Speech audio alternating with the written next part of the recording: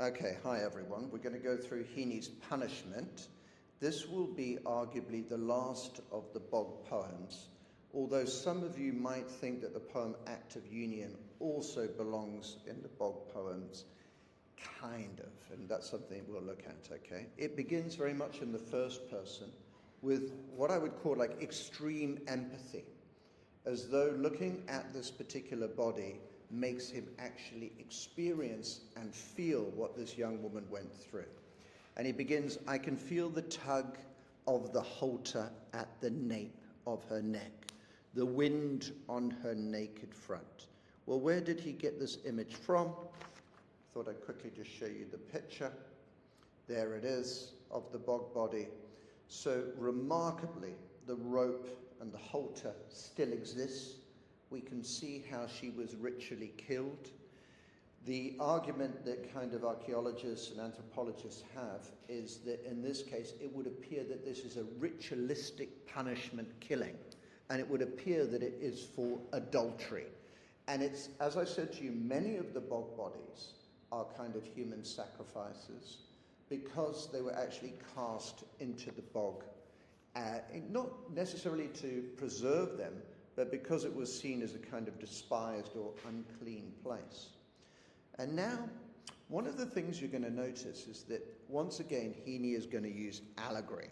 He's looking at this punishment from the past. This is kind of sexual violence and misogyny. And it's this idea that women's sexuality in particular gets punished. Obviously, some of you will be thinking of linking this to Bog Queen immediately, and this idea of women being violated. And I've talked to you before about the Ashling tradition of Irish poetry, where the land is represented as a woman who comes back from the dead. So we have a whole trope, a whole collection of metaphors, don't we, in Heaney's work, where the land is represented as feminine, as violated, as sexually injured and hurt. And that continues in this particular vein. I know a lot of you find it quite disturbing, and I think Heaney means it to be. Now, what we'll see when we get into the present is quite often, ritually, women are stripped in public. And they're stripped in public in order to humiliate them, so that the act of punishment is a kind of act of sexual violence, as a kind of rape. So in this case, that's why he says, it blows her nipples to amber beads. And it makes her seem incredibly vulnerable, but it's also part of a kind of transformation in her body that we know Heaney is really interested in. And I've called that ossification, petrification, bodies being turned into bone, or being turned into stone, or being turned and tanned into leather. And if we quickly look back to it, you'll see, haven't we? We've spoken about the kind of paradox that you can see all of the features, etc., can't you? Almost as though in some ways the body's alive, but the substance of the body has kind of transformed into something that is inorganic, no longer human flesh in any particular way. And then, this section in terms of form and structure, we've got our normal quatrain structure. We have our very tight lines, together with the H and N sounds, which I feel give a sense of tightening, don't you feel? You can feel that act of strangulation. So we have section 1 being the act of strangulation, section 2, her exposure, her kind of sexual and bodily exposure to the crowd. The crowd is not referred to this time, but they will be referred to in the next section of the poem when Heaney brings this same kind of female humiliation into the present. Then he says, I can see her drowned body in the bog, the weighing stone, the floating rods and boughs. What I think here is really interesting is just the way in which the killing is so ritualized, isn't it? The stripping, the torturing, the halter around her throat, and then the weighing stone, a stone placed upon her to keep her under the water, with all of the rods and the boughs floating around. And clearly the image, once again, we know that Heaney talks about the fact that he doesn't even need the poems in front of him any longer. It's like they've burned, they've made an indelible image on his mind. And then he says, under which at first she was barked sapling, that is dug up oak bone, brain firkin. Now this will remind you, won't it, of the Gräuble man, you know, where he seeks to find visual equivalents for what has actually happened to the flesh, and this hardening. When the bog queen comes back, she comes back, you know, as pure bone, doesn't she? Hack bone, doesn't she? In this case, there's a very different tone to the poem. Have you noticed that? This is what we would call an elegiac tone, an elegy being a poem for the dead, one of mourning, of lamentation, and of real sadness. So he's looking at her and he's feeling this intense sorrow for her and this intense empathy. So at this stage, it's about the power of art to conjure things up and let us feel what's happening. Now, some of you might be a bit confused by her shaved head, like a stubble of black corn. It's a very beautiful and sad image, isn't it? Because later, in a moment, we'll see that she had flaxen hair, like blondish, reddish hair. But what they did as part of the punishment would be to cut her hair off. Now, what is Heaney thinking about? Picture number 2, guys. Ready? I couldn't find pictures of the tarring and feathering that happened in Ireland. I'm not quite sure why. It almost seems as though they've been taken off the internet. But there are plenty of pictures of what happened to French women after the end of the Second World War. If they were seen to have been Nazi collaborators or dated Nazi soldiers, the village and the town would punish them, and they would punish them in public. Once again, this idea of shaving the hair off, it's as though they're taking away their sexuality, and it's, again, a ritualized punishment. This stripping of the woman so that they become publicly exposed.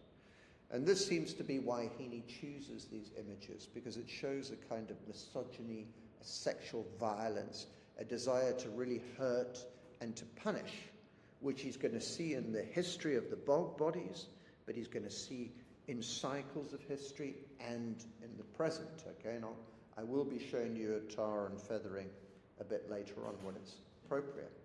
So, our girl, who he tells us is beautiful, is ritually humiliated and reduced and made ugly. She's then blindfolded, isn't she? And her blindfold is a soiled bandage. So it's dirty here. You soil yourself, you like defecate in your own pants kind of thing, is the idea that she's been made dirty and filthy and reduced and humiliated.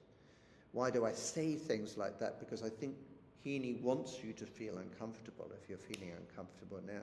He's asking questions of us and saying, why is it that women have been treated like this throughout history so often in so many cultures, in so many different places? And he says her nose is a ring. If we go back to the picture, you can perhaps see why. But I wonder if a ring is also to do with a sign of marriage, because the idea is that she is adulterous here, and the ring is the symbol of ownership, isn't it, in marriage? You could argue from a feminist point of view. To store the memories of love. So again, we have this kind of mournful tone that she had this romance. We're not given all of the details, are we? We don't know them, do we? And then there's a volta which happens in the middle of the stanza. Did you guys notice that? He end stops in the middle here, and he uses a liquid, an L sound, little adulteress. It's an L sound, but it's also what we call a diminutive. By making her small, he draws our sympathy to her. She seems young, she seems, completely vulnerable. And the word adulteress there doesn't feel judgmental, does it? It seems to be more the judgment of those around her who are punishing her, rather than the author. And what he does in the volta is he imagines her beauty in her youth. before they punished you. Notice there Jamon goes into the next. You were flaxen-haired, and he's compounded that word. Undernourished, and your black tar face was beautiful. So he has this real image of what she was like before the punishment. I think that increases our sympathy as readers, because we imagine this transformation that's about to take place as they visit such a high degree of violence on this small female body. My poor scapegoat. Well, I think many of you know the term scapegoat. You may not know where it comes from. The Greek idea that the goat would be made responsible for all of the sins of the town before it was slaughtered. And Heaney, this is where the link is going to be to the present, because what's happening in Northern Ireland in terms of the context, you have the tarring and feathering of women going on in Northern Ireland. I told you I couldn't find a picture of a woman being tarred and feathered, but I found a picture of a man in Northern Ireland who'd been tarred and feathered. So just to remind you, they pull your shirt off so that all of your skin is exposed.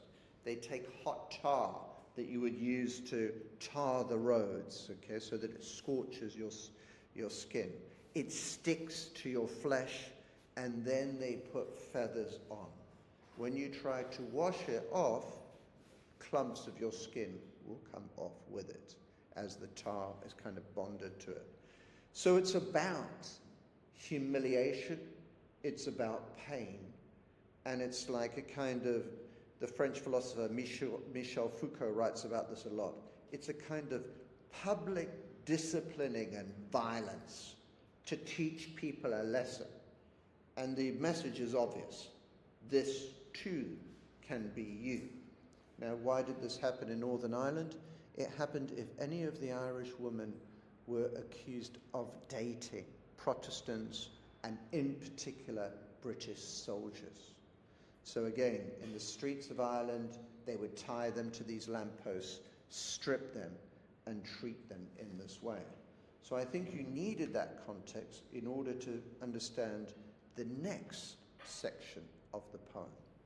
Because this seems to me to be a section that is characterized by self-rebuke, self-recrimination. If we think to ourselves in the beginning, we see the power of art to make you relive history and to have empathy. Here, I feel that Heaney is questioning his art. And he doesn't portray himself in a very heroic way at all, does he? He says, I almost love you. Well, why almost? Well, it seems to me that it's that he doesn't actually have the courage to love her. And one of the things that Heaney is attacking here is groupthink, isn't it? One of the themes that I'm sure Rami will want to talk about in a moment is this idea of tribalism. And the fact that tribalism robs us of our individuality. We get pulled, don't we, into a kind of ritualized gang violence. And this is why Heaney quite often in his art seems to suggest that art allows us to detach ourselves from the passions of the present and to think about things in a more reflective way so that you can break these cycles of pain and these cycles of sacrifice and violence, okay? But in this case, he's really not very admiring of his position as an artist. I almost love you, but would have cast, I know, the stones of silence, okay? Anyone who knows their Bible will know perhaps one of the most famous things that Jesus says in John chapter 8, verse 3. He comes across a group of men who are going to stone a woman to death for adultery. And that is the law according to Moses. If a woman's adulterous, you stone her to death. And it would be an agonizing death, being hit by rocks, wouldn't it? There are cultures that still practice stoning, bizarrely. And what does Jesus say? He says to the men, let he without sin cast the first stone. What does he mean? He means, who of you has not sinned? And of course, all the men leave shamefacedly. acknowledging their own sin. And it's symbolic of the new Christian ethic of no more Old Testament violence, etc. This is an era of forgiveness and of mercy, etc. But what does the poet say of himself? He says, I would have cast the stones of silence. Beautiful use of sibilance, isn't it? What does he mean by that? Seems to mean that by watching, you are a participant. It's almost like that famous film in which they finally convict a group of men who watch a rape, and the judge argues, by being silent, by being inactive, you participated in this crime. Heaney seems to be saying something similar, don't you think? He says, well, here I am, and I'm not doing anything, so I am like someone casting stones. And he goes on to say, I am the artful voyeur. And as Rami will tell you, as a French speaker, voyeur is a nasty word, isn't it? It's someone who peeps through, windows at women undressing and stuff like that. It's essentially a peeping Tom. And he's saying artful, I'm all arty and I'm a poet, but what am I? I'm a voyeur. Why? Because I'm watching. I'm watching and I'm not acting. And instead, what am I doing? I'm looking at your brain's exposed and darkened cones, your muscles webbing. Again, you'll be very much reminded there of the Gräuble man, won't you? And this idea of the body being transformed into this inorganic substance. And your numbered bones, he says. And then there's another Volta. So here is all the self-rebuke. I, who have stood dumb when your betraying sisters, called in tar, wept by the railings. Well, again, remember, I don't have a picture of that. But let's just imagine that we have a tarred and feathered woman who has been tied to the railings. Heaney has brought us into the present and the scenes that are happening around Northern Ireland in the mid-1970s, when these cruel, ritualistic, public humiliations are taking place. And you'll notice, how does he show parallels? He says to the anonymous dead body, these are your sisters. They are also being accused of betrayal. In this case, it's because they've had affairs or relationships across religious and national lines. And that means that in public they have to be stripped and humiliated. So in terms of you doing an essay on cycles of violence and whether they're unending, etc., it would appear here this would be a very good poem to do for unending cycles of violence, showing the parallels between the present and the past. And he goes on, again, even more recrimination. Part of the poem is him actually berating himself. He says, who would connive. What does the word connive mean? It means scheme and be part of in civilized outrage. So I'll pretend that I'm really anguished and that this is terrible. But at the same time, I understand the exact tribal, intimate revenge. Well, why would Heaney say that? Let's not forget, at the end of the day, Heaney is an Irish nationalist. So I feel that this shows how conflicted he is. He'll say, this is terrible, etc., and this poem does condemn it. But at the same time, he tells us that he understands this tribal and intimate revenge. And of course, this is a poem that I'd want you to link with North and the idea of incubating blood. In North, he tells us that as an artist, he will break the chain of violence, won't he? The incubated blood that's spilt and the ancient voices that call and talk to him. And he says instead he's going to burrow he's going to go into the word burrow and his art will break the cycle. But here, Heaney's not breaking the cycle, is he? He's actually effectively saying that he understands this degree of violence. So in terms of North and in terms of the whole idea of what the artist is, this seems to me more like personal helicon, where in personal helicon the artist is more of a narcissist. Don't you feel? And this time the art, the nub treasure, is not there, is it? In fact, the art is about kind of participating and not really acting. So it seems to me a poem of self-recrimination. Bring it to a stop there.